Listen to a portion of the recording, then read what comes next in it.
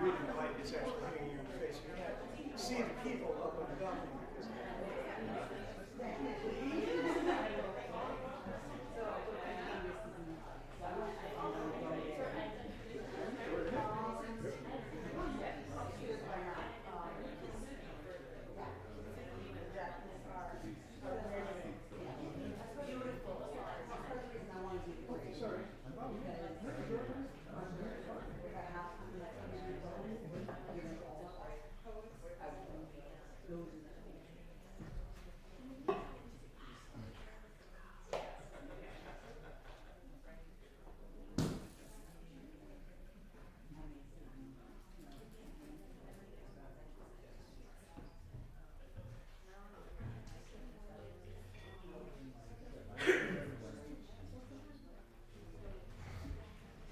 hello, everyone.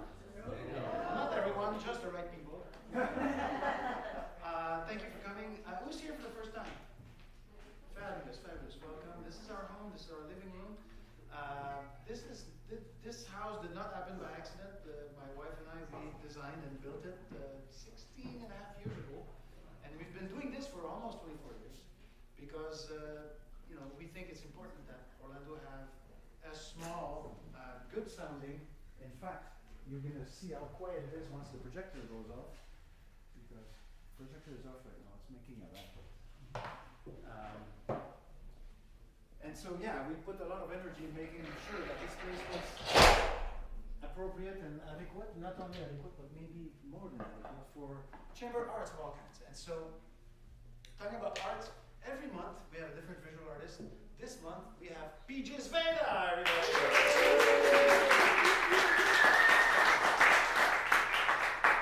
Art that is lit is hers, and also the prints in there. So if you didn't come here expecting to spend, $400 or $500 on an original piece of art, you can still come away with a print for what, $70 or $150, and they're a series of 5. It's not like you're getting one of 1,000. You're getting one of 5. It's pretty cool. It's awesome. So yes, so she's gonna work live. By the way, she painted live last night and she sold her painting. Boom. So I'm just saying. Hopefully that happens tonight too. So, all right. So she's gonna get to work, and you're gonna see how quickly this develops into an amazing. It was astonishing the piece that she did last night. In fact, I hope to see a picture of it. Yes. And so did the guys. We're making a live album, and they want to include that in their album. So it's going to be awesome. Yeah, great.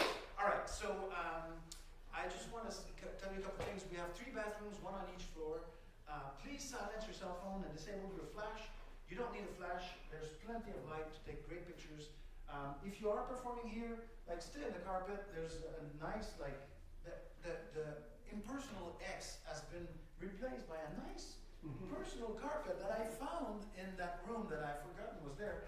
And I said, you know what, let's do that. And it's like, it gives you a little bit more wiggle room, and it's not so cold, it's nice.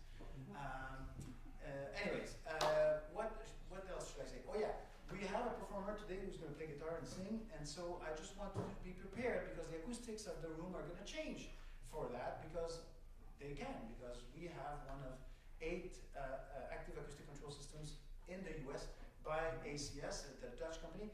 And so I'm not sure yet what room I'm going to end up with, but I'm going to try a couple of rooms until I find the right one. But I think it'll probably be something like small, like say, I have 65 of them. This is why my brain is like, you can see my brain working right now, trying to see which one. I think St. Stephen's maybe. It's a small Anglican church in the village where my mom grew up.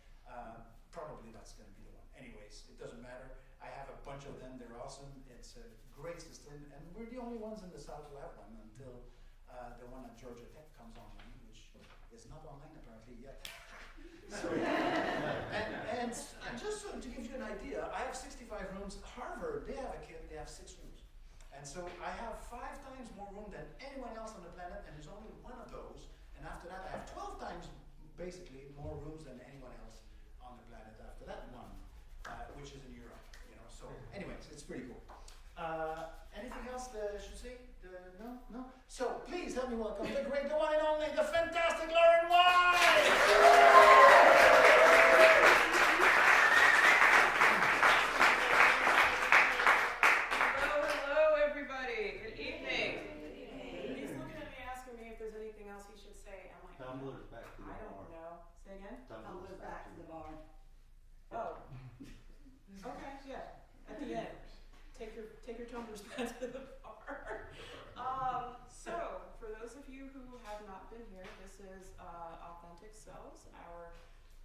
month poetry show.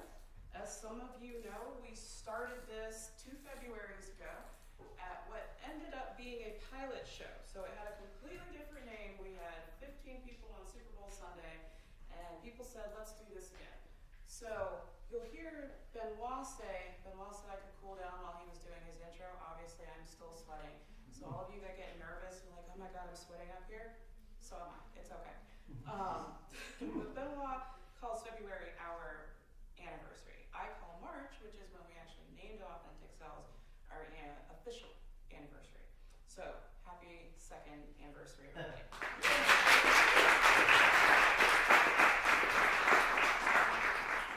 So we got a lot of people sign up for the open mic. I'm getting into our feature poet very quickly. A lot of you know him. He's been here on our open mic a lot. I had the pleasure of meeting him a couple years ago with the Orlando Public Library Literary Expo. Peter Gordon has over 150 poems published in journals, 2 collections. He is founder and the first president of the Orlando Area Poets, a chapter of the Florida State Poets Association. He hosts the first Tuesday open mic online for poets throughout Florida and has taught poetry workshops and performed in Florida from Jacksonville to South Florida. In this program, I'm not going to tell you what he's going to read because he's put it in here, but I think we should let it be a surprise. So, Peter, welcome to the stage.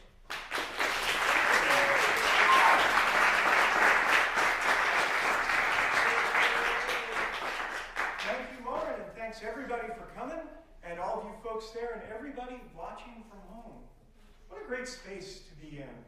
This is a wonderful acoustic environment. We've got art here, we've got music over there, and I'm going to read some poetry.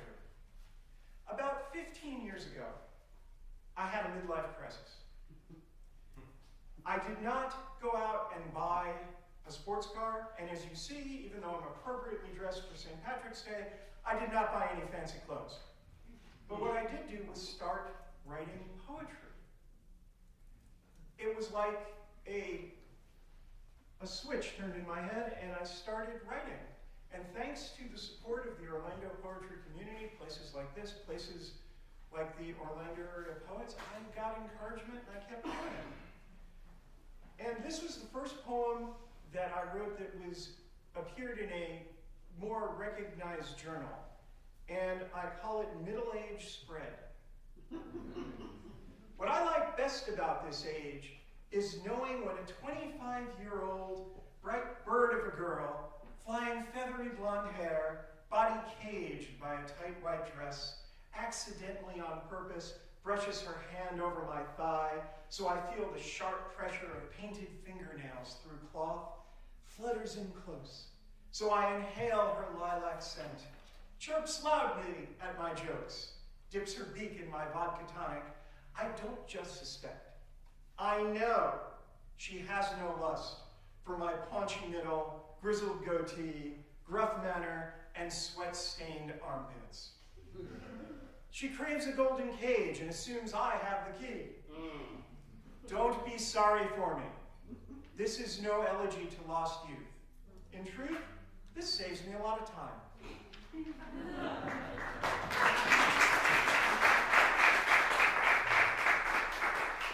Age Spread is also the title poem of my next poetry book, which I expect will be out on Amazon next week at some point. Watch my Facebook page.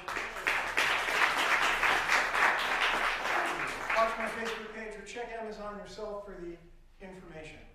A few years after I wrote that one, I was honored to be given the Thomas Burnett Swan Poetry Prize here in Central Florida from the Gwendolyn Brooks Writers Association. And they gave it to me not for one poem I submitted, but for all 3. And I'm going to read them to you now. This is based on a true story. B&K Bungalow Colony, summer of 1970. Sam Larowitz took 2 weeks to cover every inch of our handball court's whitewashed walls with every word from Arlo Guthrie's song, Alice's Restaurant Massacre.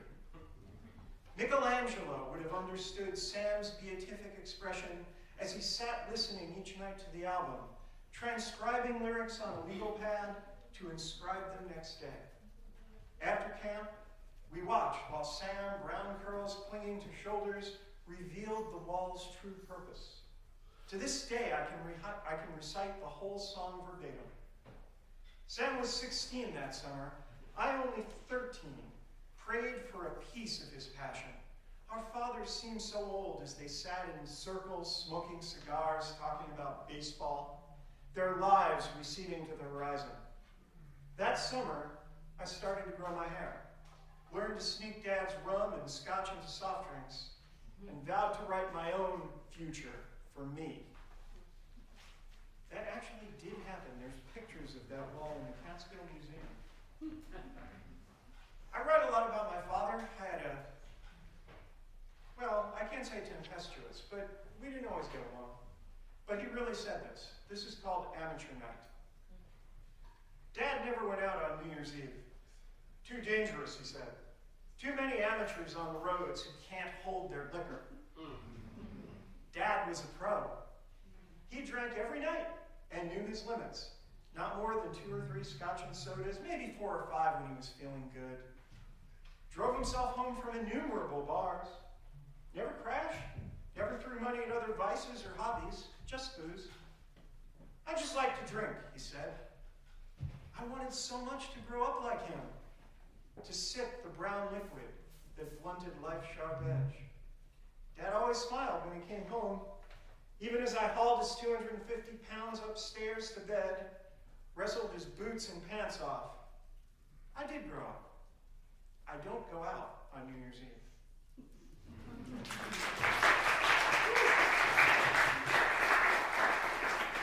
Thank you. This also actually happened.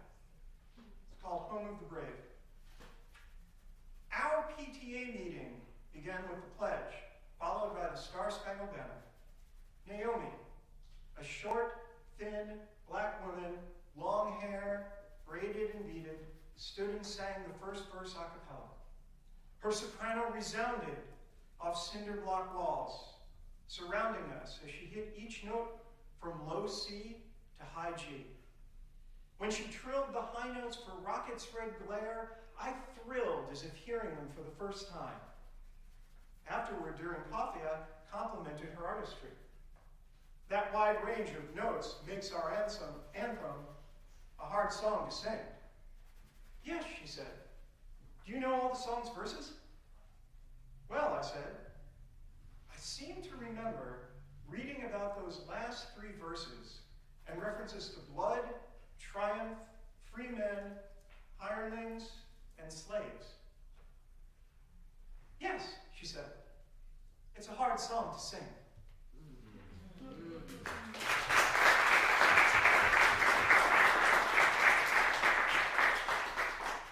So one thing I'm known for, if my fans are out there, I'm known for writing a lot of poems about baseball. I'm a longtime member of the Society for American Baseball Research. I've also contributed over 20 historical articles to SABR. It's a nonprofit and I'm a member, so I don't get paid for any of that stuff. I would like to say that's why I started poetry, but you don't always get paid for it. But this is from my chapbook, Let's Play 2 Poems About Baseball, and the title of this poem is something that came into my head while I was watching the Tampa Bay Rays play. I want to be married at home plate. My bride in a frilly white dress, spilling over the white rectangle, marking the left-hand batter's box. She twists her spikes into sugary dirt, digging in at the back of the box, peering over her shoulder and through the veil at Lefty, the minister, towing the pitcher's rubber. Day so dazzling, we wear long-brimmed caps. Bride slowly swings her bat back and forth. I race in from third in my morning coat. Execute a perfect hook slide around the catcher, shower brown clay all over her dress. She pulls me up to stand by her side. We brush each other off, grab bats, crouch in our boxes, stare down Lefty, who lobs in a softball. Do you promise to cleave to one another, forsaking all others? We knock it out of the park. Start life together dirty, sliding home just under the tag.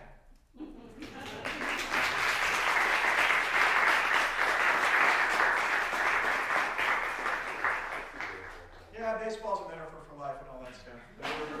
I really just like going to the games. I always get a question, Peter. You're a poet. How come you don't write more love poems? And I don't write a lot of love poems. It's hard to really dig down and reveal myself that way, but I thought for tonight I would read a couple to you. Aw. I know. This one is called pleather. A word invented for a thing that resembles a real thing, but is not that thing. Like doppelganger, or succubus, seductive demon in human form. But that's too scary an image for a sunny day. Let's contemplate artificial sweetener in paper packs, a modern maker's substitute for sugar.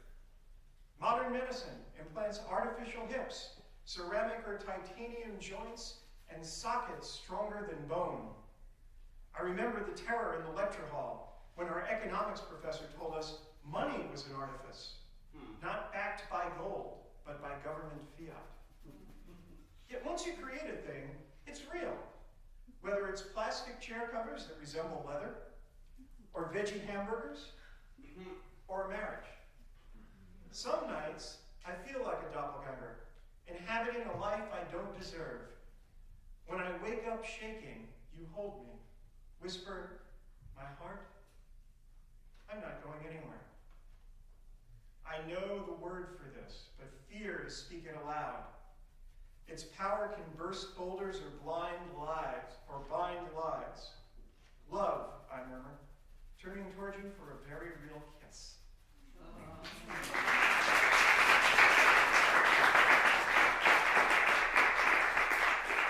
Not everybody conflates pleather with love, but you know, it's just the way I see the world. And every now and again, this one is fairly recent, it's only a few months old, but I still feel like this sort of encapsulates everything I wanted to say about relationships, or at least my relationship. I call it Rockstar. Yes, it's about me. Age 6, saw the Beatles on Ed Sullivan. Told Mom, never buzz cut my hair again. Played 45s and LPs until they worked. Sang Motown, Monkees, Beatles, top 40. Strummed air guitar, practiced dance moves in our living room. Mom yelled again and again, cut out that racket, do homework. 16, got a real guitar. Taught myself chords, never took lessons or joined a band. Lived the dream in my room. Imagine packed stadiums, fans chanting my name, singing every word of hits I had not yet written. Women wearing concert t-shirts and miniskirts visit backstage to offer sex with no consequences. Fear of failure kept me from devoting practice time needed to succeed. 26, another reality beckoned, with wife and children who loved me even if I couldn't sing. Kept my Stratocaster on a bedroom stand just in case. 56, wife arranged concert fundraiser for our temple. Older folks playing oldies, teenagers their tunes. Bobby, worship band frontman, and Bruce the drummer would provide backup. Made sure I picked numbers with no more than 4 chords. Oh boy, teenager in love, Louie Louie, I'm a believer. Then Bobby told me, you'll sing lead. Terror forced me finally to practice an hour every night for 2 months. Found I could memorize music. Learned loud mattered more than pitch. Wondered what might have been if I started at 16. Sometimes it can be enough just to taste your dream. Morning of the concert, turn to my love in bed and ask the question I always wanted to ask. So what's it like, sleeping with a rock star?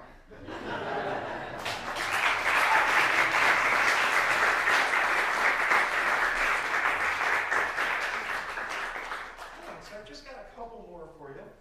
When you get to my age, you spend a lot of time, I spend a lot of time, going to doctors, managing meds, going to appointments. And then one day, I was at the doctor's office and I had an epiphany. which is the title of this poem, Epiphany. Dr. Joe studies blood work, CAT scan, cardiogram, sneers, time to put down that dessert spoon. So my belly's sprawl over beltline makes buttoning pants an intense workout. Must I quit every tasty eating experience to stay alive? After years of following diets that never stuck, sweaty exercises that never slimmed, I surrendered. Bought wide-waisted, flex-fit khakis. Suddenly, I can breathe while walking. Belly fits snugly behind belt. Flexed waist allows extra room for wine and cheese, appetizers, steak, ice cream, cake. How sexy to escape tyranny of tight pants. I look like clothes were custom fit by Savile Row tailors. Women fight to buy me drinks. Oh, those wasted years. I tortured my body to fit everyone's expectations, when one right pair of pants makes the world fit me.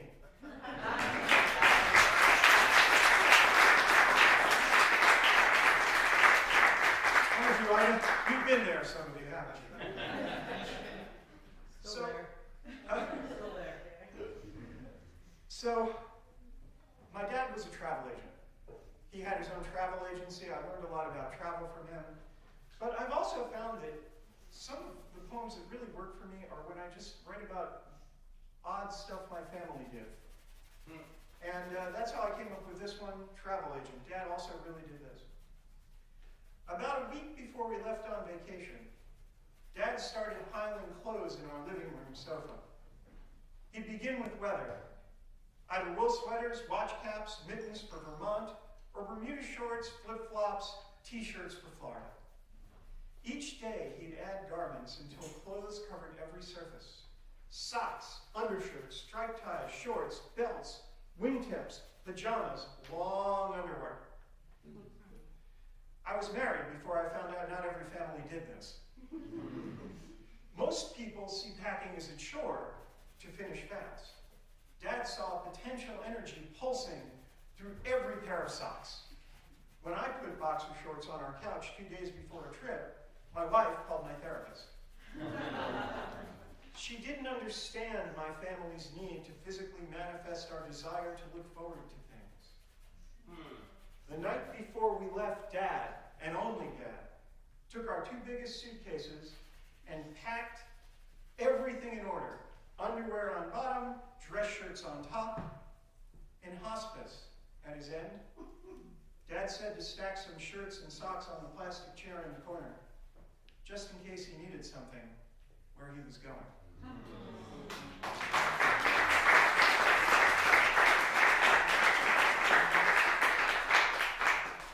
So, in 2017, I was asked to participate in an event at the downtown library, 1-year commemoration for the Pulse nightclub massacre. And I wrote a poem and read it on that occasion. And every time I think, gee, things have changed, I need to revise this, things haven't changed, so I haven't revised it. But this is Pulse nightclub 1 year later. The wooden barrier walling off this place of death from visitors is beautiful now. Rainbows of love adorn each rail and nail. Streams of people flow past art and offerings. Pilgrims from Naples to Nome bring flowers for the fallen. There is a balm in Gilead to make the wounded whole. I have been writing this poem my whole life. I have been writing this poem since the tough kids beat me up in the schoolyard for being a Jew. I've been writing this poem since I learned on the Day of Atonement we prayed for God to forgive the world, not just ourselves. I've been writing this poem since Orange Avenue, less than a mile from my house, was cordoned off by police. I've been writing this poem since church bells rang 49 times, once for each murder victim. I've been writing this poem since I learned bullets that flew through the air wounded some students of mine. I've been writing this poem in blood dripped from my veins on the page a smattering of carnage I never saw. I've been writing this poem to remind myself the slaughterer in the nightclub created the opposite of his intent. I have been writing this poem waiting for the Messiah, realizing that we are the Messiah.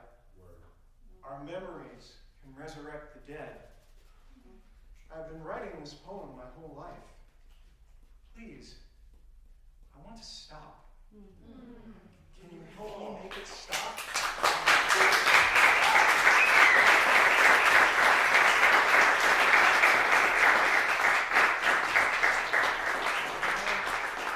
Thank you. I just want to remind everybody here that this is an important election year. And if you want to affect things that are going on, if you have something you believe in, do take the time to vote.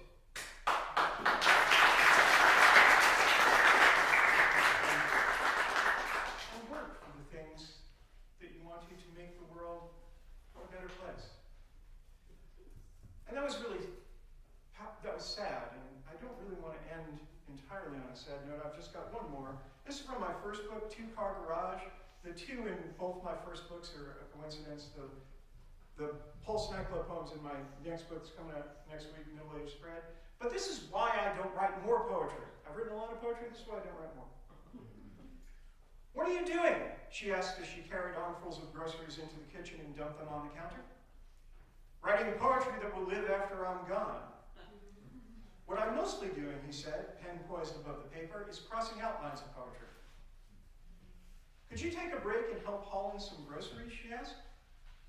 That question demonstrates your lack of understanding of the entire creative process, he said. If I break my concentration, the muse will leave me. A bagel flew through the air and smacked him on the head. Sorry, she said. I was aiming for the muse.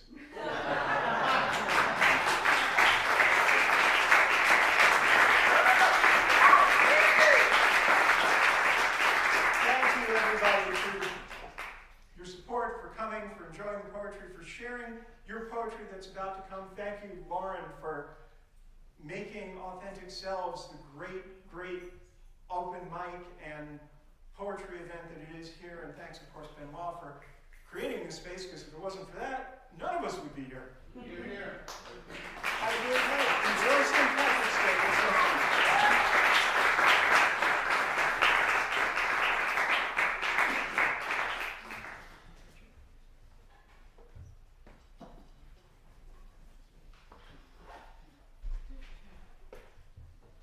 One more round of applause for Peter.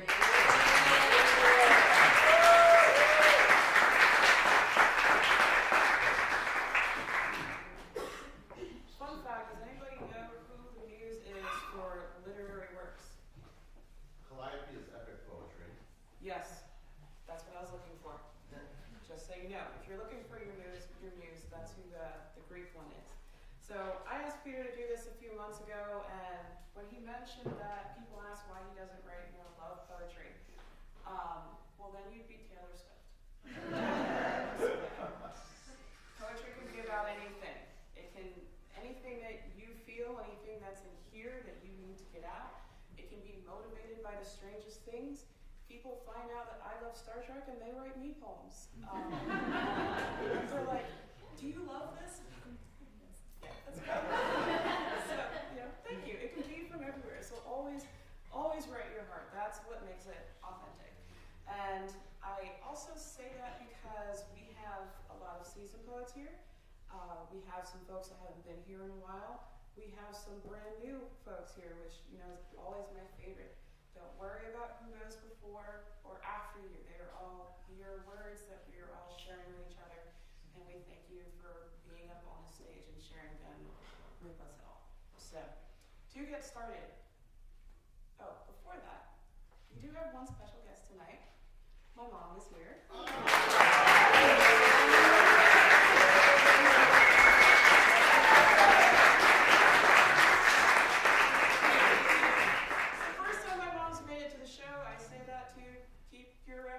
To a minimum, myself included. We love you, Mom. Thank you. All right, so Curtis, and then Doug, and then Amel, please. I will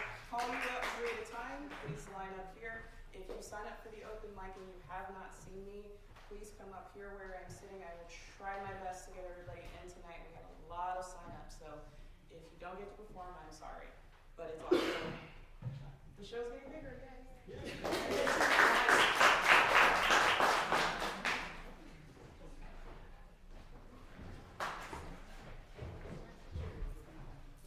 One more round of applause for Peter Gordon's future.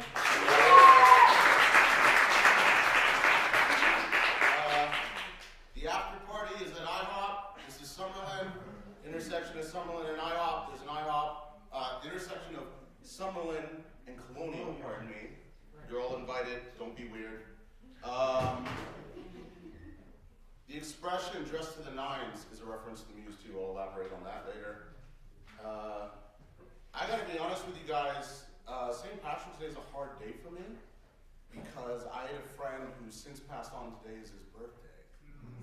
So I'm just gonna say his name just to sort of see what happens in the room. His name is David Randolph Campbell.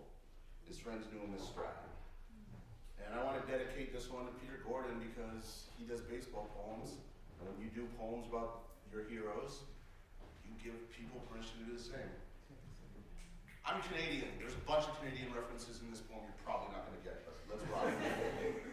On the Mount Rushmore of Canada, one spot belongs to Wolverine, another to a box of Timbits, the third belongs to a hockey player, take your pick. As for the fourth, if it so pleases the court to allow me to present as nominee a petition to have Joe Carter inducted into the Baseball Hall of Fame in Cooperstown, New York. Know why Atlanta has some of the best hip-hop acts in the world? To compensate. Know why the Phillies have the Liberty Bell in their logo? Know why the Liberty Bell has a crack in it? Because Joe Carter put it there. There's a scene in Searching for Bobby Fischer where the father of the young prodigy gets into a heated debate with his teacher after she dismisses chess as a board game. And she's right. Chess is just a board game. Slam is a pissing contest that uses poetry to entertain strangers. Boxing is two dudes hitting each other. NASCAR is a bunch of guys all turning left. Baseball is two teams tapping a ball with a stick, then trotting around in circles. Except, chess is strategy coupled with mental acuity, forcing you to think at least 5 steps ahead of your opponent. Slam is a combination of literature, vaudeville, and elocution in which you must manipulate the emotions of 5 strangers picked randomly into giving you a 10. Martial arts is the culmination of rigorous training, extensive reach, and the proper diet. Drivers race in a battle against physics, and baseball is church for the devoted. I put that on a pack of Snyder's Red Hots. I put that on a cheesecake from Dunn's. Professional sports is barometer of the zeitgeist, measure of our social, political, and yes, racial climate. I would mention you in the same breath as Audley, as Jackie Robinson, as Hank Aaron. I would summon your ghostly presence in the same breath as Jesse Owens, swerving all over Hitler's face in the '36 Olympics. Was I dreaming?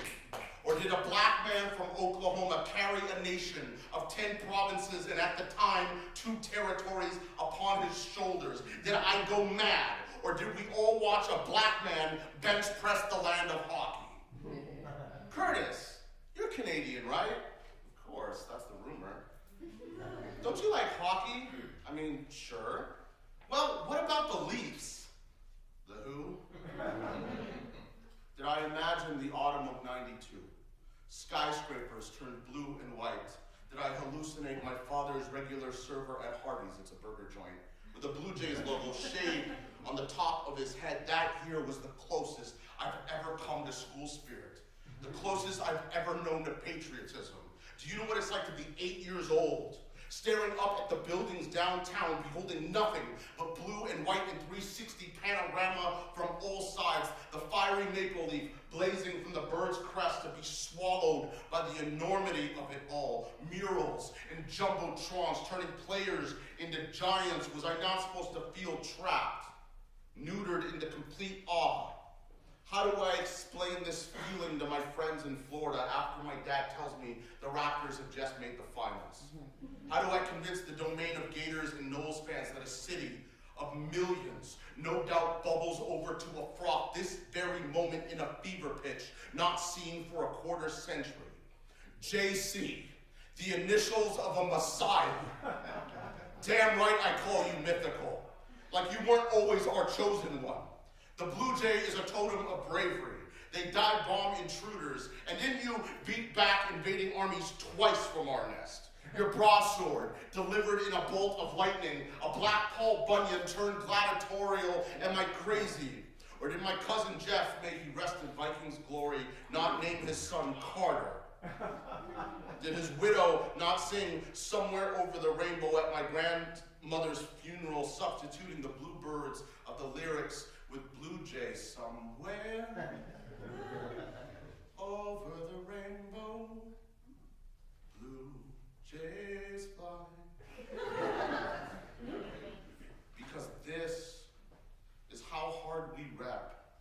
I would put you in the same sentence as Bobby Fischer, single-handedly crumbling a country past point of destruction, because what people don't realize is that the Blue Jays didn't beat the Braves in '92, didn't beat the Phillies in '93. Joe Carter, slayer of dragons, the Black Jack Johnson of Ontario, defeated all of America. He hit the first and last home runs in a World Series ever held outside the U.S., and for that alone, we should call him legend. For his catch in '92, they should still scatter roses across the Don Valley. My dad likes to argue stats and RBIs. Quote, he was only an average player. But isn't sports all about symbols? Did a black man not personify the strength of arguably the whitest nation on earth? Bring hope to an entire city. Give my classmates reason to skip school and attend the victory parade. Or did I imagine that part? 29.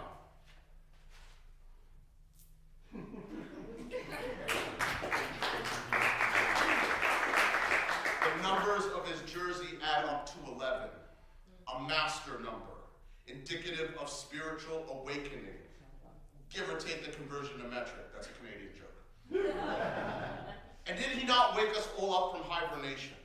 Did my father not wake me and my sister from our slumber on the couch during that first fall in Florida, jumping and yelling at the screen as we watched live footage of fireworks blossoming throughout the sky dome? That's not a metaphor. They literally set off fireworks in the stadium.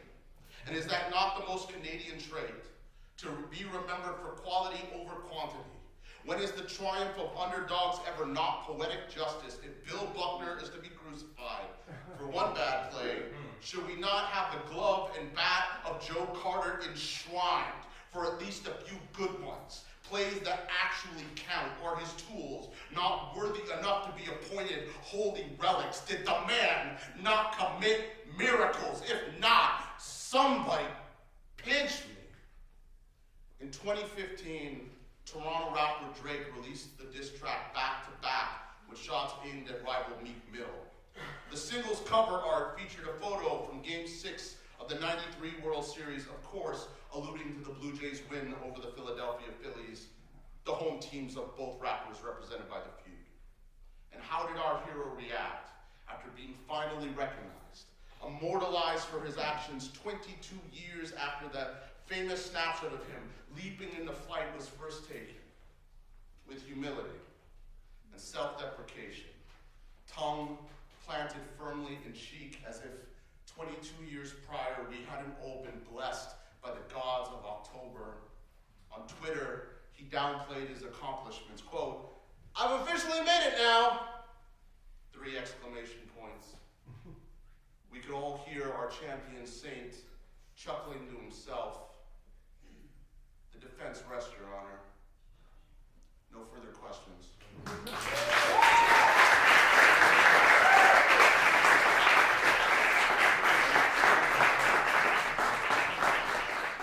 I forgot to do this part. Who remembers what the rule is? 5 minutes. 5 minutes. Okay. I love following Curtis because for anybody that that follows Curtis, the expectations are always low. You can't fail.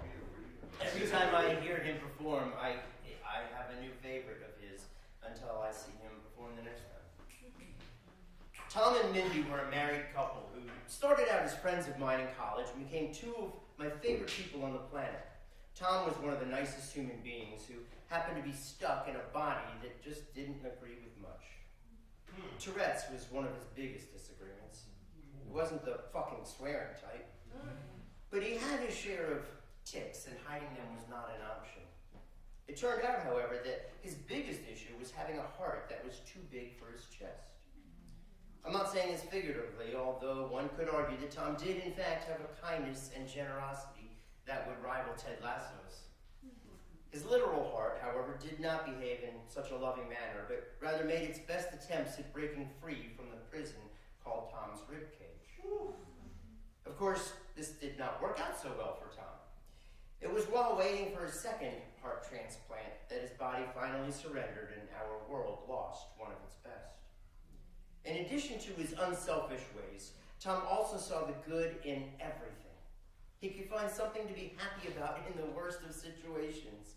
The amount of laughs that he, Mindy, and I had in years of hospital rooms would make you think he was waiting to get his tonsils out and excited about the aftermath of unlimited ice cream. But no, Tom was dying, and we all knew it. And we knew it was soon. At that time, heart transplants were only good for about 10 years. Then you had to go trade it in for a new one.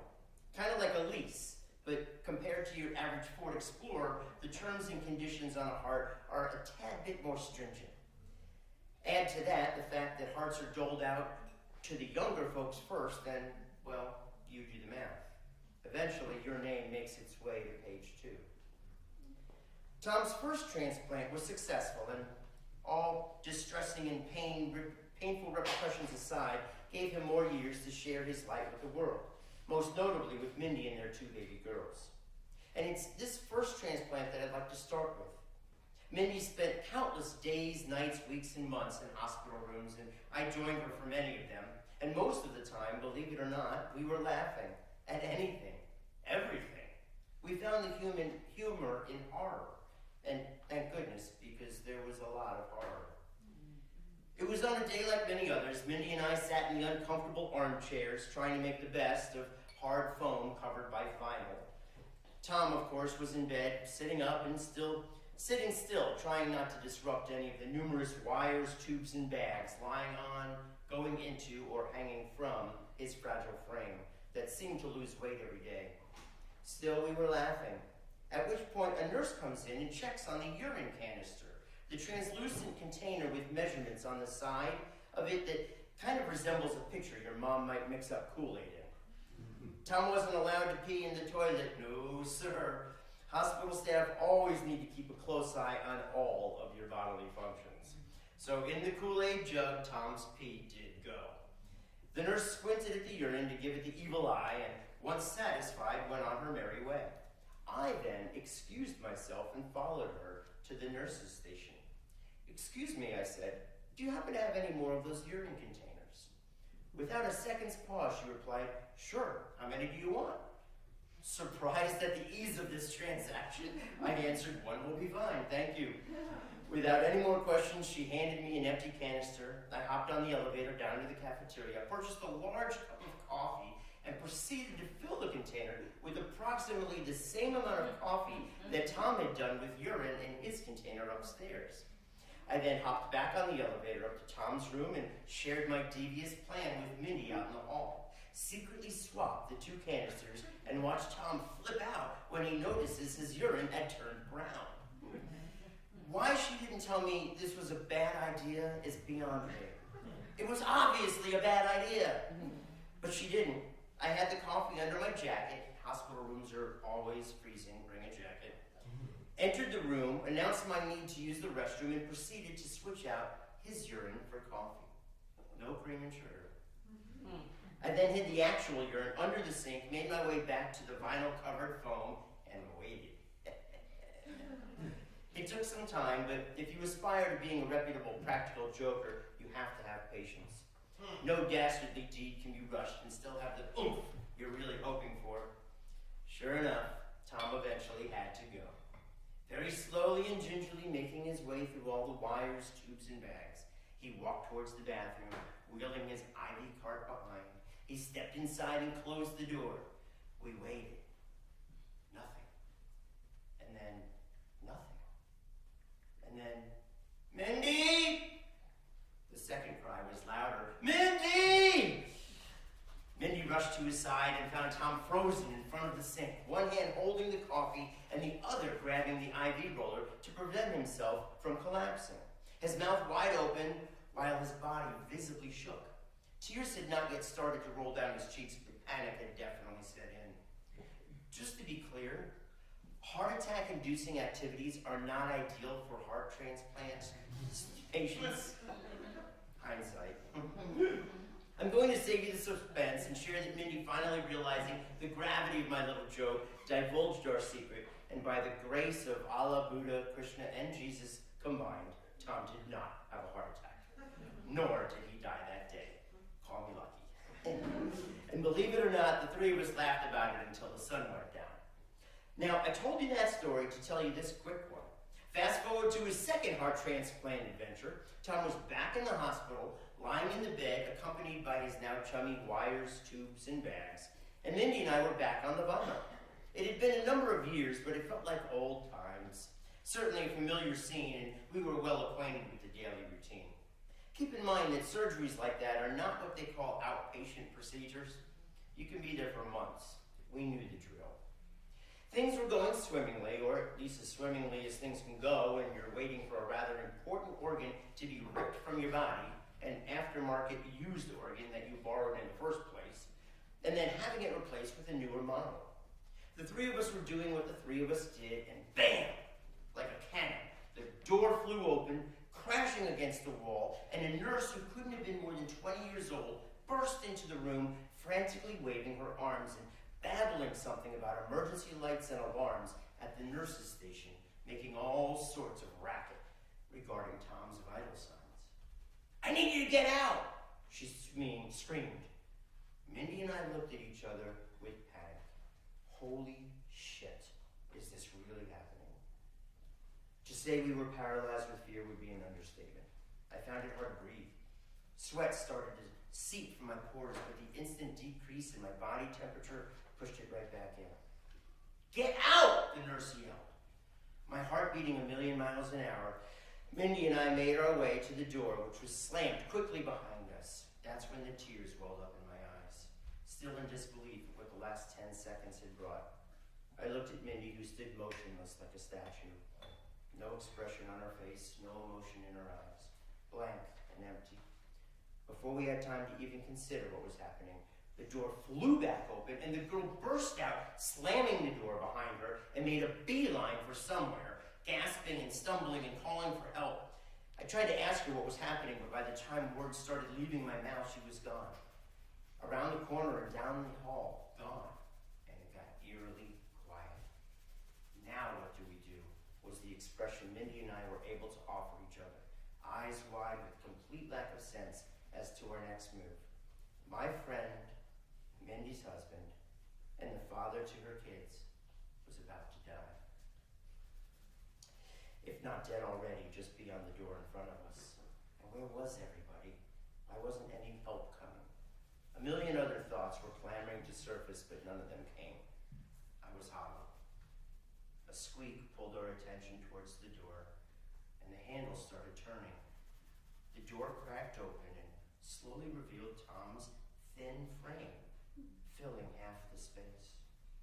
But he was calm, relaxed, even glowing, and a tiny upturn from the corner of his mouth made his eyes sparkle as the grin became a smile, which became a slight laugh.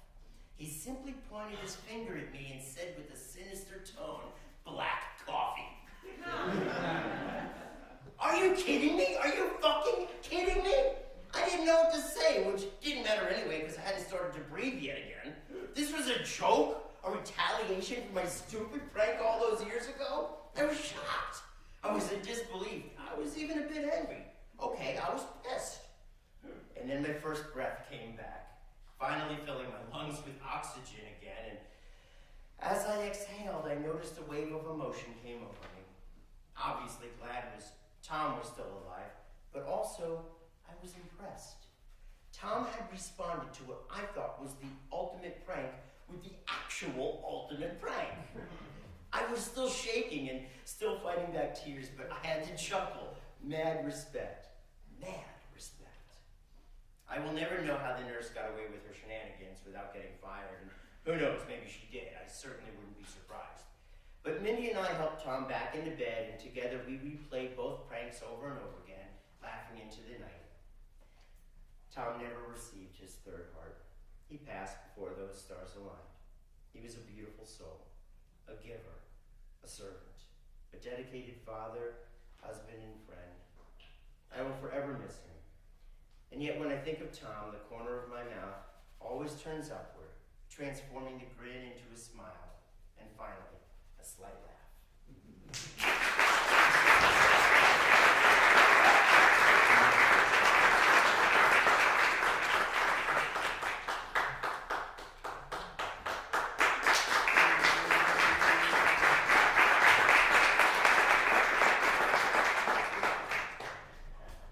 This is an original piece. It's called All That She Is. She's a mix of depth and desire. She's grounded at her core with a head in the clouds. Her mind soars. She is softness and yet strength. She is limitless and less limited by herself. She's focused and free. She's adventure within nature's muse. She's the loner. She's the misunderstood. She's the root underground no one truly sees. She's the lover and the fighter. She's the communicator. She's the diplomat. She is love. She is song. She's harmonic convergence at its best. She's fluid, elusive, and electric with ease. She's gravity while still allowing for the takeoff. She is style in words. She's lavender. She's calm. She's sensual.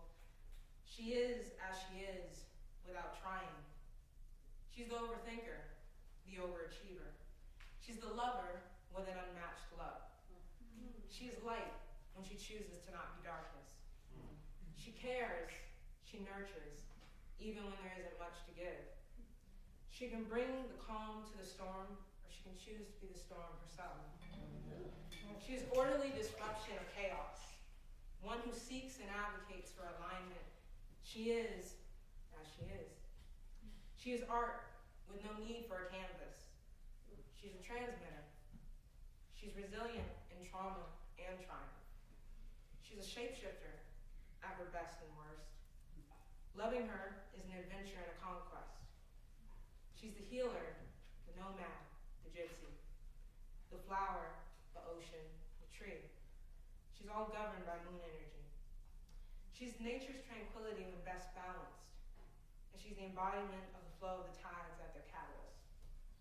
She's the mama bear, where she subconsciously understands the sacredcy of her own creation. She is the most ultimate of creators.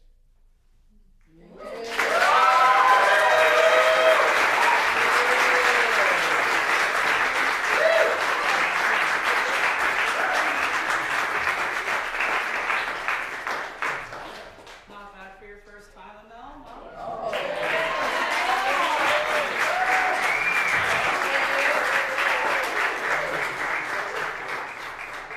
Now, while I think about how Doug has ruined Kool-Aid for me, let's check in with our visual artist. What do we have going on here? Oh, yeah. Yeah.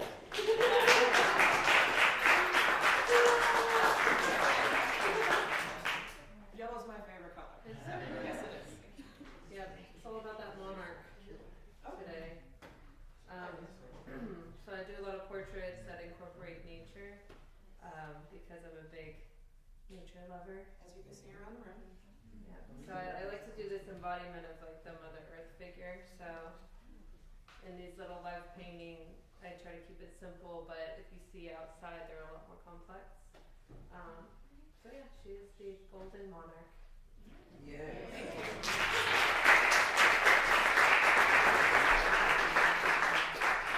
So I'm going to move a little faster, going forward 5 minutes, you guys, please. I'm trying to get as many people in as I can.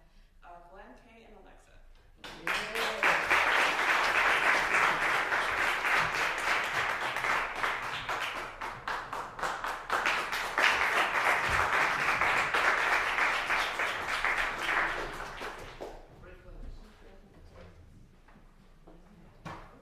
Hello, my name's Glenn Kendrick, and I'm a native Floridian, and I wrote this song in response basically to all of the stop woke and the stop trans and stop drag and stop teaching black history, and I'm angry about it and I'm disgusted by it. Yeah. But this was originally written to be sung by a drag queen, so I'm kind of filling in. Here goes.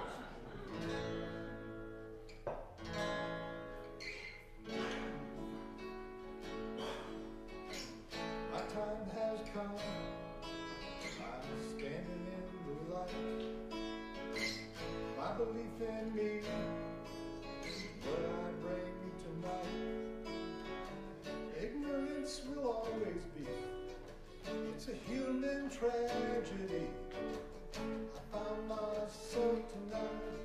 I'm beginning my new life.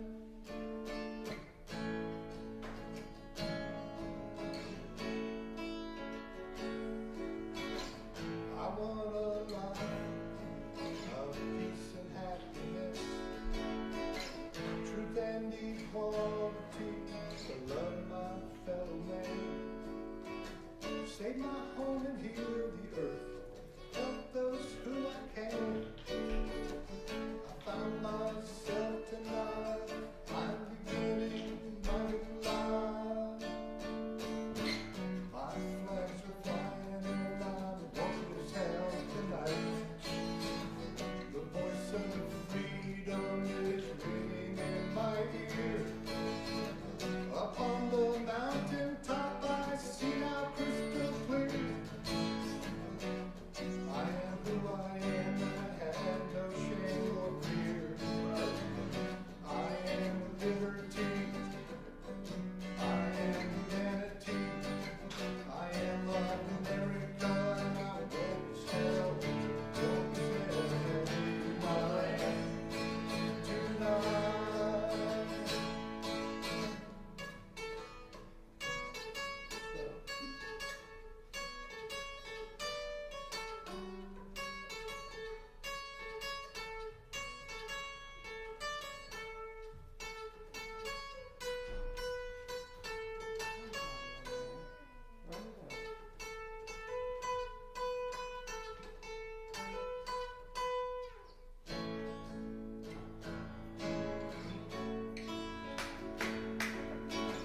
Tonight, tomorrow, and forevermore.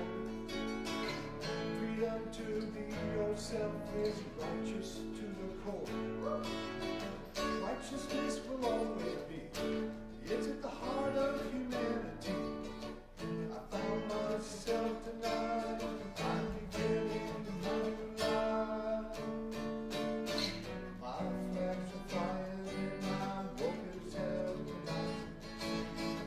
The voice of freedom is ringing in my ear. Upon the mountain top I see now crystal clear. I am who I am and I have no shame or fear. I am liberty. I am humanity. I am love America and I woke as hell tonight.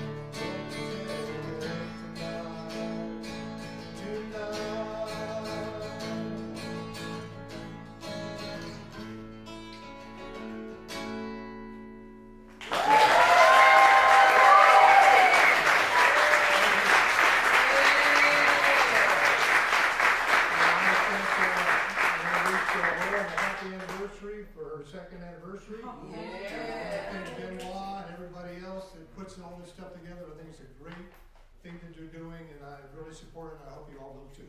Thank you.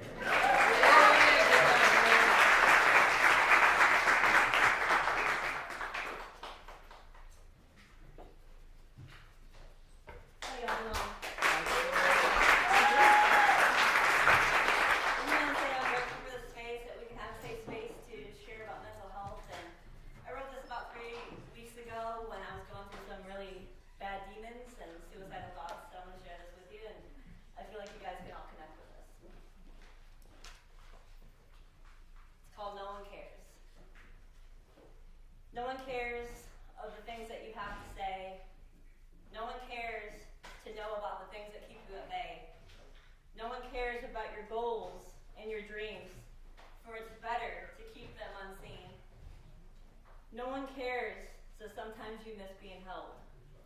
No one cares that sometimes you get overwhelmed.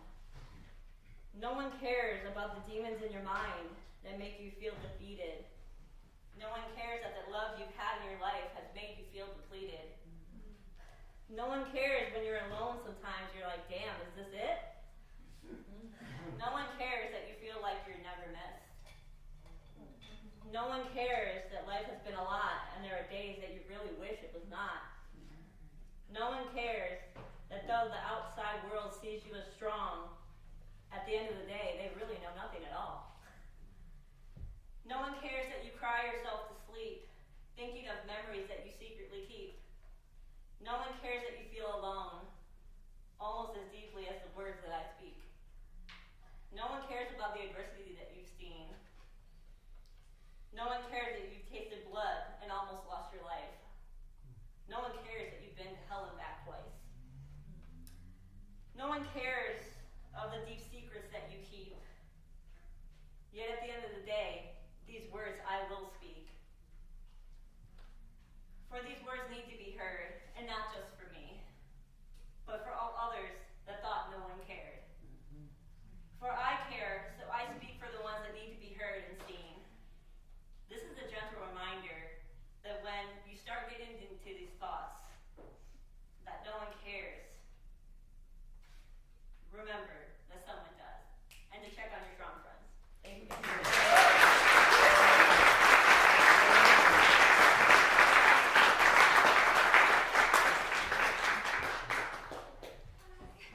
This is my first time doing this.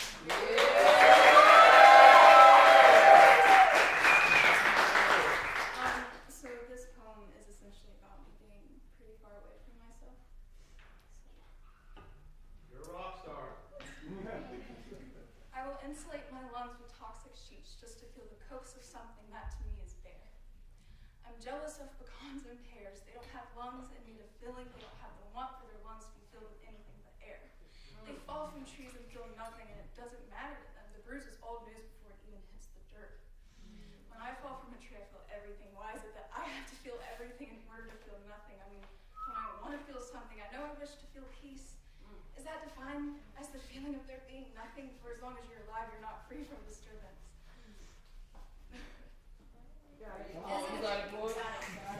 Is it a case that precedes debunking? What am I missing? Maybe it's that both sides of my brain feel light years away from here, like the world ruptured and splinters of my hemispheres were pulled under and into the ocean's playful voice that seeps from a quiet conch. Like a vacuum with a damaged power cord that is still able to round up tiny dust bunnies that no one can see anyway. I still hear it, I still know it's there, it just doesn't know I'm here and it doesn't want me to be. I know it wants me far away from this place, yet I find myself not wanting to leave, already delving deeper than the sea monsters that lie 4,000 meters beneath. It chose me, didn't it? I mean, I never choose to be this way, and now I'm just as confused as I was at the beginning. Maybe once I've accepted the waves, succumbing to belligerent undertow, they could somehow mesh the fragments of my being in a way that actually allows my brain to like me. But if it takes a monsoon big enough to flood the world for me to figure it out, then I fear my parents just took the wrong route that I now have to doubt until I'm a hurricane with the wave bouts. A storm with precipitation much more lethal than acid rain, darker than bloodstains that I can't even seem to clean. With wind made up of communicable disease spread by airborne droplets. Category 6 because land can't even stop it. Maybe I should think more positively. I know it's a gift to be able to see, but I wish God didn't mold my eyes with lies etched into his loving palms, only to be given lenses made of fog, but even with these glasses of condensation. A smile I see ever so clearly is my mom's. The same for my dad. My grandmother always said I was the daughter she never had, wearing a smile like something wild. I guess that was the catch. To be giving the gift of sight, but observe the broken windows are only men when I see what makes my heart beat in a 4K image, thousands of pixels of what I love reminding me of what I'm made of. Those thousands of pixels that swim all around so close and loud, yet when I stretch my hand, just bracing one with a pensive fingertip. Agony is released from its lips. Why can I touch it? Or not Fuji's summit? Or maybe my body type just isn't fit for climbing great mountains. And it seems that no matter how many miles I jog or how many apples I only chew, it never is. So I just let go, screaming and shouting, to finally only feel nothing once more, yet my body still able to get up and run faster than it ever has before. And I fear that I will never be able to catch up. Drink happiness in a cup. But I think what I fear more is that my departure is what still had the power to stand up. Is what I get.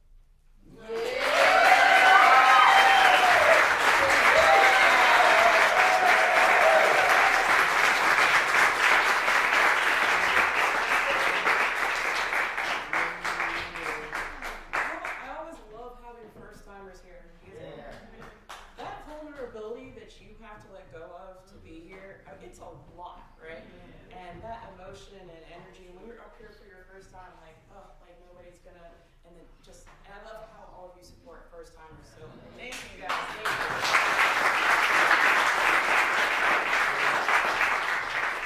And I love that you picked this show to do it for the first time too. It makes me happy. All right, Lucas and Matt, also known as Primo, and Grace, I see cheese in there.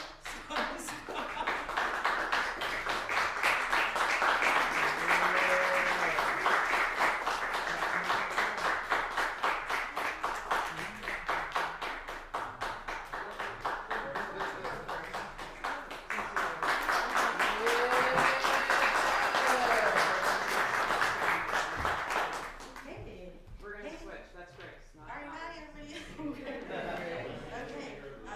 Okay, it's St. Patrick's Day, so I just wanted to share a quick Irish toast.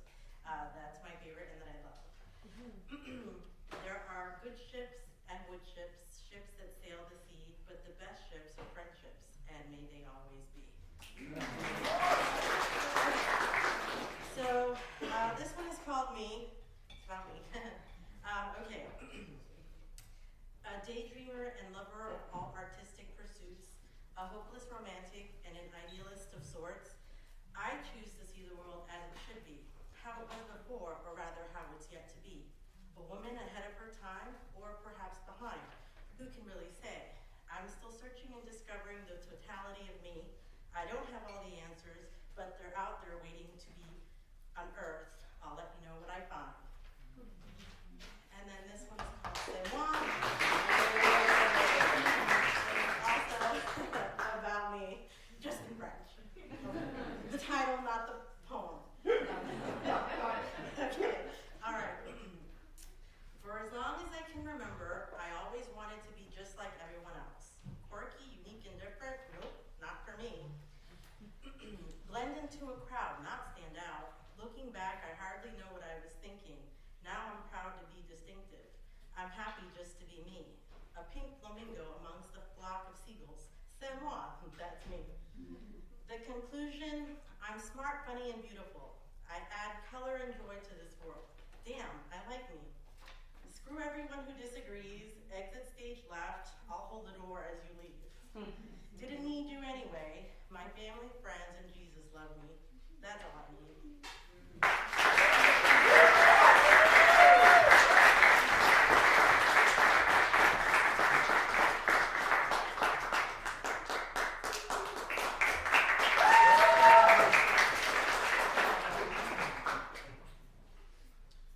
Just a little aside, I'm going to do my best to pronounce the word horror as in scary or fear, because it fits much better than that.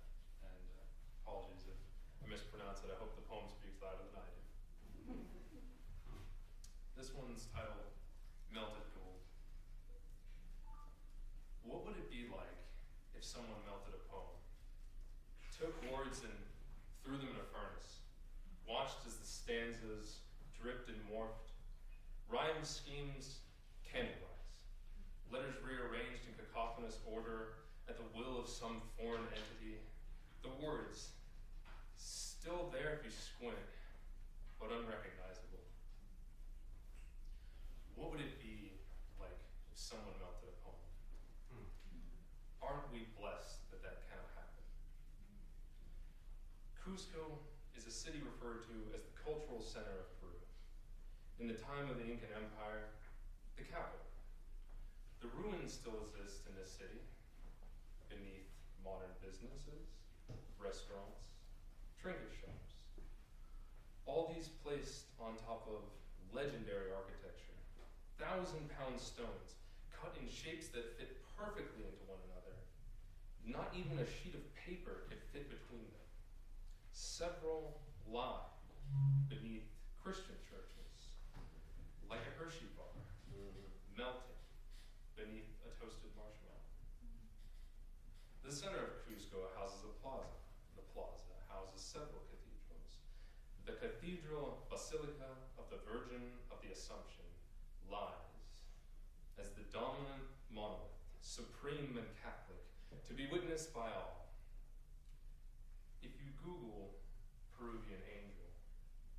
you'll get two styles of images. The very beautiful fish, the Peruvian altum, and the other is an angel with a colonial-era rifle. Dozens of these paintings, these wonders stand guard from within the Cathedral of Cusco. It guards with horror, the realization that comes like an ocean, a wave in the distance that would not stop growing as the seas receded into its form, exposing every sun-starved sin and blood-soaked blasphemy hiding on the seafloor. Horror, the edge of a tsunami. Horror, the cup runneth over and feeds you more water than you could drink in a lifetime. History will swallow you whole.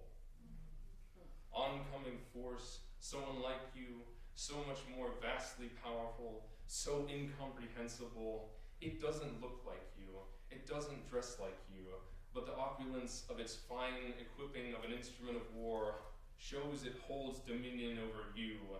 The fate of you, your family, your nation are to be decided by this creature's whims. In Peru, the clothes have a distinct color. The Incan rainbow in bold, bright colors. Lines of thread that explode into the iris. They ring with cheer. These colors are the buzz of coca leaf tea as the sun peeks over the mountains. But I remember the words of my grandmother, Abuela Dora. Do not gaze into the sun. The sun holds all history that ever was. The sun holds all history that will ever be. Only the arrogant who try to look into the sun. Beware, or the sun will scorch your eyes. The colors of the angels are not yours. Geometric patterns brandish harsh yellow on brown and white. Pale skin wielding musket and halberd. The wings are white, as is the plumage sticking out of their hats. These are not the feathers of a condor. A small venue on the side of town has the largest collection of original Incan gold in Peru. Owned by a famous arms dealer. The gold is delicate, hidden beneath glass in dim light. The handiwork is immaculate. El Museo Oro del Perú y Armas del Mundo, the Museum of Peruvian Gold and Arms of the World, holds these precious memories, and it takes 30 minutes to tour. In the second hour, halfway through the tour of the Cathedral of Cusco, there is a wall with dozens of painted armed angels. On another wall is the biggest piece of them all, La Última Cena, the Last Supper, painted by the Quechua native Marcos Sapa Inca in 1753. Center stage on the dining table is a cuy, or a guinea pig, a Peruvian delicacy. In Inti Raymi, the festival of the sun, there are rotisseries of cuy, lovingly displayed on every street corner, stretched out like Superman on a rotisserie.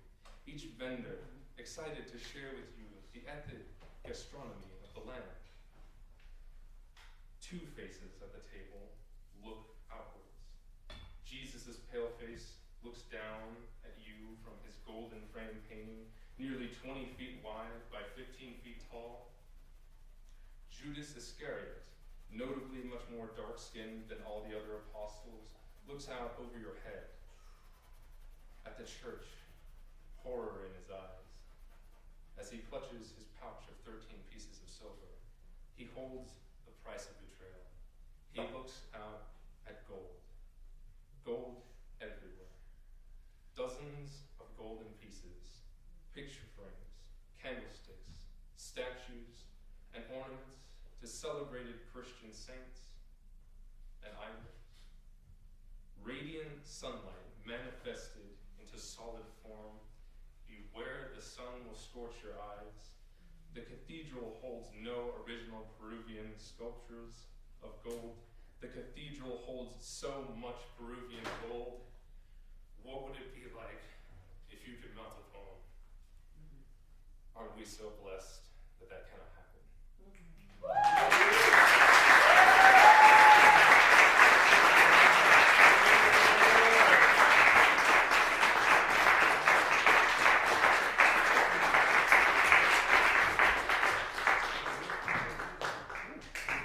Right up here.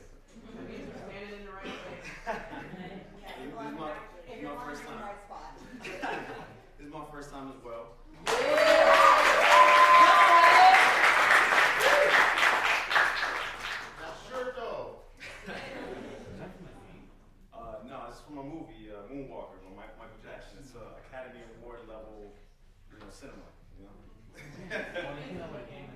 There was also a Genesis game. Yeah, there was. So this is an original poem that I wrote a couple weeks ago called Sad Clown. Ironic that my emotions pour out of me when I feel the emptiest. I look at all the well-adjusted people all around me and feel nothing but envious.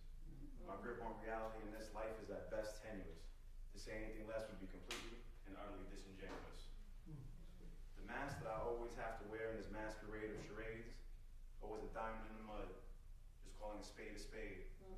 Though a card-carrying member of this Broken Hearts Club, I didn't ask for this life to choose me. Maybe this line of thought isn't supposed to suit me. Happiness likely not in the cards, so I resort to putting pens in loose leaf.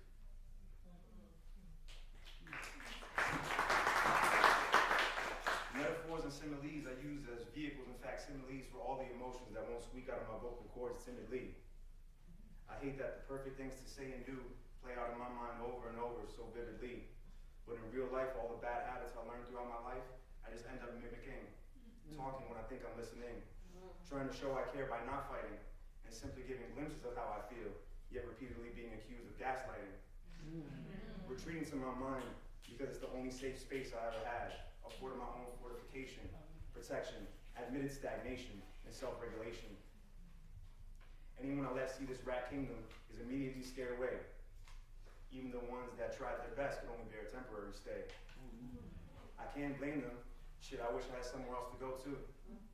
It's a weird existence, easily understanding others, but scaring people away when they get to know you. Radioactive, toxic, nightmarish, or even more kindly worded as just not the right fit. The result's always the same. At the end of the bar, glass half empty, but alone I sit. No one to call my own, and no one to claim me back. Pondering if just being alone should always be enough, if I don't really require that. Understanding that I'm a complimentary dessert and no one's desired main course. A cold hard fact I had to learn by way of trauma, routinely physical and mental blunt force. I just want to be taken home and absolutely consumed. More like an Oscar award-winning masterpiece or a Tony award-winning play, and less like a Saturday morning cartoon. Both have their places. I guess mine is just short-form jest. We all can't get what we want, no matter if we try our best. If that were the case, the just and kind and smart would rule this domain, not the mean, cruel, misguided, and profane. This is a concept I can easily wrap my head around, especially flat on my face, rain dripping across in a fixed permanent frown. The sad clown's fate we have heard 1,000 times throughout different stories, poems, rhymes, and literary devices. So broken that we can't even discern when someone being truly nice is. I have gotten so good at fake smiling I even fool myself. I look at my peers with families not even understanding how they won the lottery of this life to achieve such wealth. Destined to be a pauper in love's market, that much seems true. But the sad clown's work is never done. The circus must go on. There are many masks left to wear, and even more fake smiles left to do.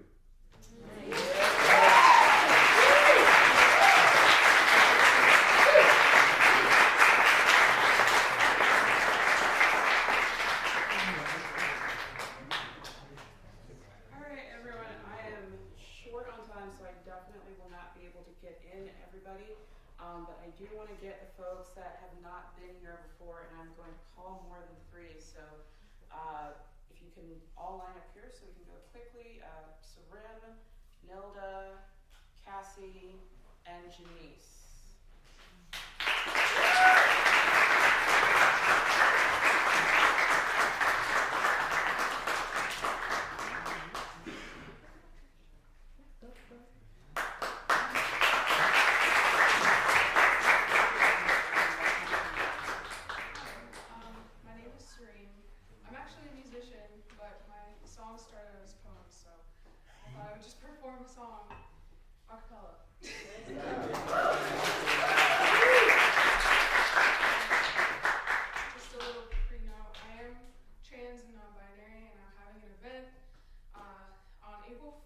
April 13th at 5 p.m. at Castle Smoke Shop to escape Florida. Anyways, here you go. I'm blushing. I'm blushing because I'm embarrassed. Embarrassed that my scarred inner child has let me down again. I'm blushing. I'm blushing because all of my fears and triumphs have held me back again. I'm blushing because I feel the fear within me boiling up within. You're alone again. You're always alone. Abandon your own home.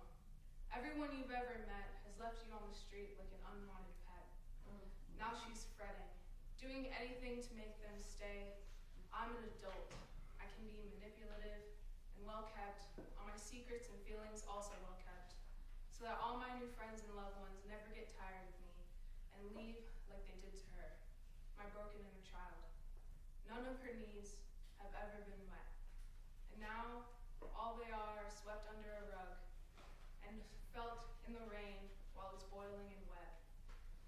You're all just another flame. We're all just human beings trying to get our nut, and you're just another one trying to get a fuck. Thank you.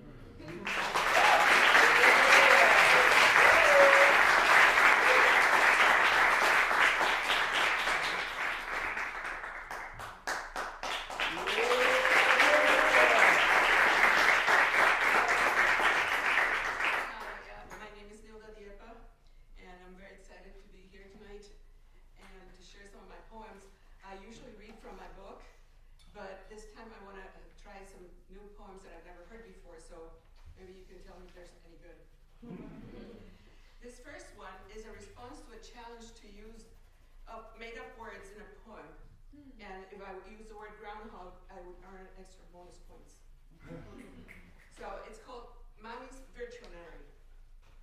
I worry whether to drive or not. I am terrified of carcolepsy. Should I de-shroud old pictures foreverly burnt into my brain? My besancted mother warned me about these things all the time. For her, there was never an epilemma that church couldn't provide an answer to. I envied her flux in every circumstance, her poorly gained efforts to protect us from every splendiferous opportunity that would lead us to damnation. Haunted me.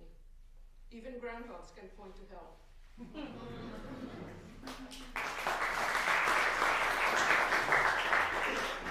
An apology to Lauren's mom. It's called A History of Foul Words. My father once told me when I was 3, I said a bad word in Spanish, which could have been perhaps shit or hell. He smacked me and I fell on my I never said another bad word until I was 12, hiding under the lime tree with my favorite cousin. Pendejo, asshole. I whispered about someone else. 5 more years of proper language use went by until my college roommate called me a martyr and I called her a bitch. And fled to the bathroom to mourn my descent into the dark world of the foul mouth. Years later, I would use some bad language in the privacy of my marriage when justice demanded accurate description of a situation, but I never leveled it at someone. My teenage children encouraged me to say fart. Why should I say fart when there's no need to say fart? I'll say fart when I need to say fart. I gleefully reveled in their frustration. Once, my husband chastised our daughter unjustly and broke his dinner plate on the table as he roared he was going to his bedroom. The fierce mother in me yelled back at him, "Te puedes ir al mismo carajo!" I didn't cry that time for saying he could go to hell. I didn't feel tainted or ashamed by my language either. As I grow older, I'm not scared of bad words anymore, and wish people recognize all words are good and appropriate words when used in a judicious and effective way. I don't know if I'll ever rhyme buck with fuck, but hell, that might be the best way to end a poem. The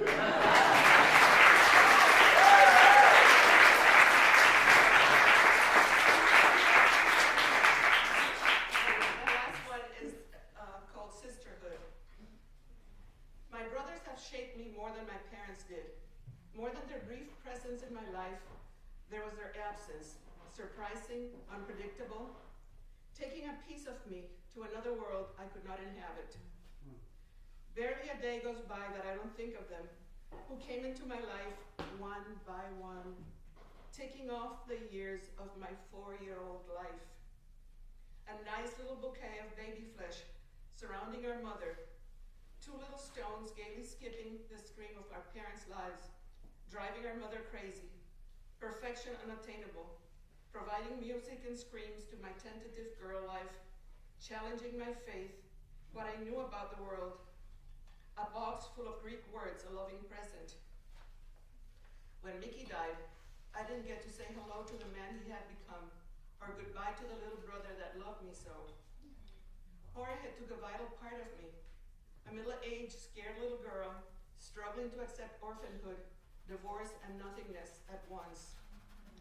I was truly bereft then, abandoned in a straw basket bobbing along a river. My mirror was shattered, and the starless sky provided no guidance. I am incomplete now, defective, inconsolable. Thank you.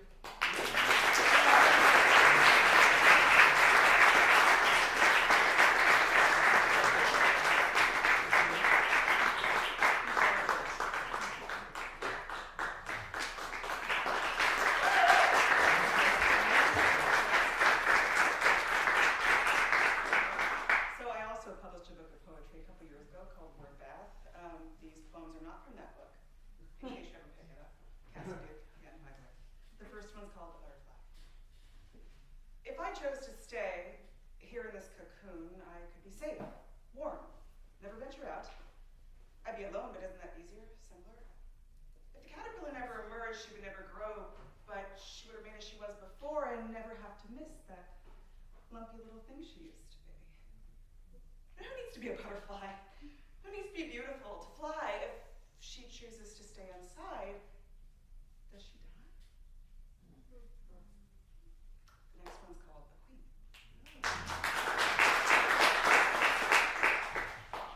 If you place me on a pedestal, I'm likely to fall. I can't be a queen, forced forever to sit silently atop some massive monument of cold stone and glass, always admired but never touched. The weather would eventually wear me down, and I would wonder why I watched so many lives go by with far less praise to their names, but more substance to their existence than mine. Don't put me up there, please. To freeze, held fast in one pose for all eternity until I rot or rainstorms beat me down. Don't sentence me to that. You don't know what you're doing when you do. Last one.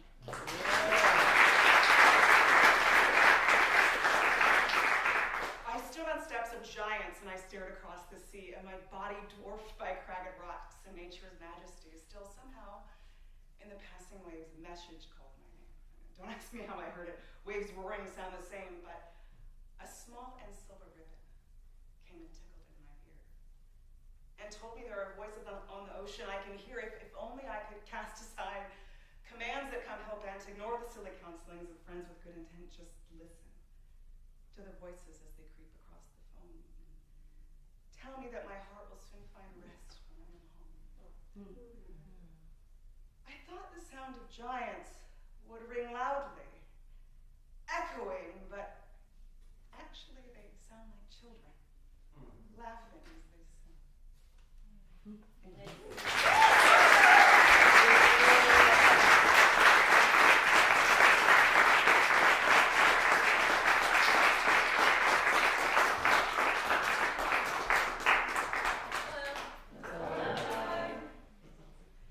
Today's my birthday.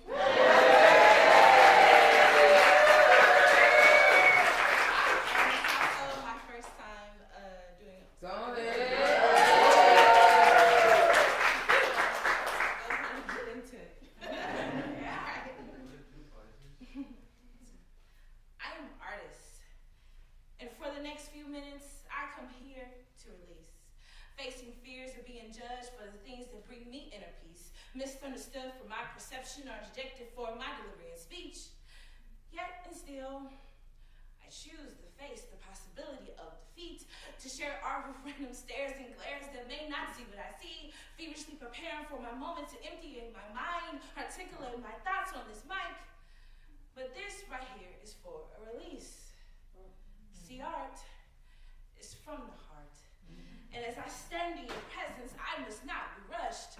Because goodness, I have something I have to say. My diction will not be correct. Inflection, monotone. Commas will be misplaced. Subject and verbs will not agree. But I write to hope that I stand here, nor its release. See, art is meant to impact, to relate, to make you think, help you understand, oftentimes let you know you're not alone, and it's to pierce your ears, change your heart and soul, take you to an alternate zone where your other eye can be realized to see. I come here to inspire and give you perspective, call people to action, even get you some action, uniting folks together for a common cause, a core sense of peace, relatability, and marriage. Are ye not entertained? Some of you may judge, many will critique, few will have the testicular fortitude to do what I'm doing. See, eyes staring back like me. Therefore, I stand here not for your mockery, for your preconceived notions, nor your critical analysis of the way I sing, dance, talk, or speak, are to be rushed, as if tomorrow is a guarantee, as if people don't get shot down in the middle of the fucking street, as if making it from day to day is not a crawl on hot coal on someone's elbows, as if the eerie drive home to be in solitude is a myth, as if people aren't clinching for fresh air, going crazy just to sustain a heartbeat, as looking left and looking right and realizing there's nothing there is a shitty illusion, as if these few minutes that someone stands on any mic, sing, dance, talk, or speak can't transform a person's inner soul or inner being, or save a life. And it's for the reasons mentioned above. As long as my lungs expand and contract to release air to breathe, working in conjunction with vibrating vocal cords to speak, I will pronounce every word, articulate every noun, enunciate every verb, cross every T, dot every I, utter every phrase, speak every line, voice every thought, voice every opinion, utilizing all 180 seconds to bear my heart. Let's go. Because I am an artist. And true art is from the heart. The release must not be rushed. Because people at my job get on my nerves. I need this to release. All right, thank you.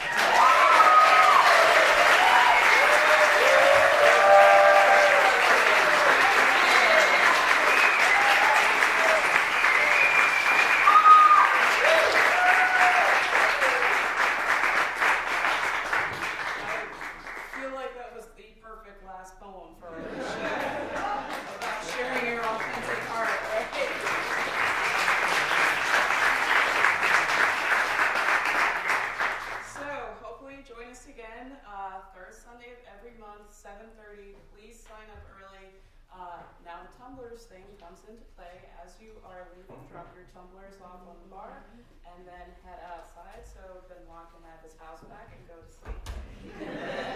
All of the performers, if you can, all the performers can do a photo up here on the stage. Why are you looking at me?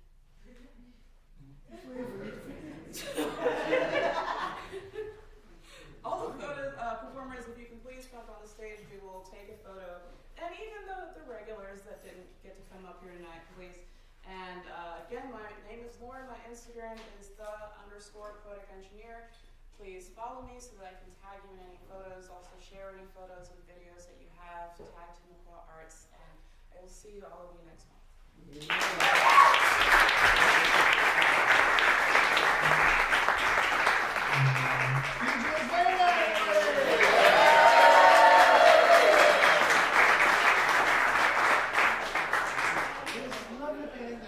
Created in front of you is available for purchase for $1,100. So if you want to, just go and talk to her. She'll be back again on Friday, so check it out. Deep listening on every Wednesday. We have art and wellness here. You guys should come to those. Okay, it's free, completely free, every Wednesday at 7 o'clock this time, but 7:30 every other.